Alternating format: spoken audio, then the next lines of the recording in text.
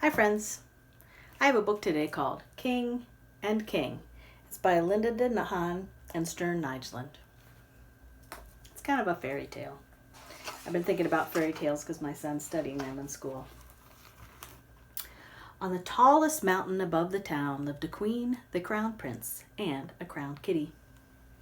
The queen had ruled for many long years and she was tired of it. She made up her mind that the prince would marry and become king before the end of the summer. "Wake up," called the queen. "We're going to have a little talk, you and I." The prince has his hands over his ears. "I've had enough," she says. There's lots of words in here. Marrying, I do it for you, dream wedding. It is of the utmost importance. It's high time. You're getting married, and that's all there is to it. The prince pushed away his breakfast. He couldn't eat a bite as the queen talked on and on and on. "I don't understand you. Every prince in these parts is married, every one of them but you. When I was your age, I'd been married twice already." By evening, all that talking had made the prince dizzy. "Very well, mother. I'll marry. I must say, though, I've never cared much for princesses." "To your future happiness." That night, the queen found her list of princesses and called every castle, alcazar, and palazzo near and far. The very next morning, a crowd waited at the gates. Princess Aria from Austria sang a thunderous opera for the prince. No sooner had she finished than she was shown the door. Princess Dolly had flown all the way from Texas with her special magic act.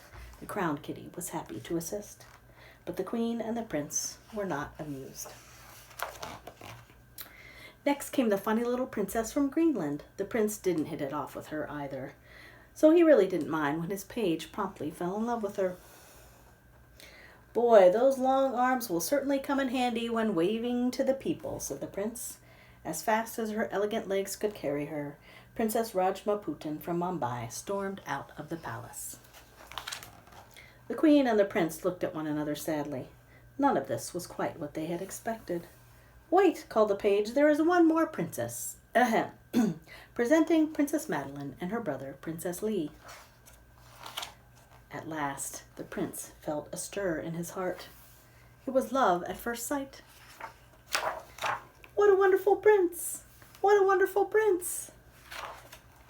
The wedding was very special. The queen even shed a tear or two. Congratulations! The two princes are known as King and King. The queen finally has some time for herself, and everyone lives happily ever after. The end.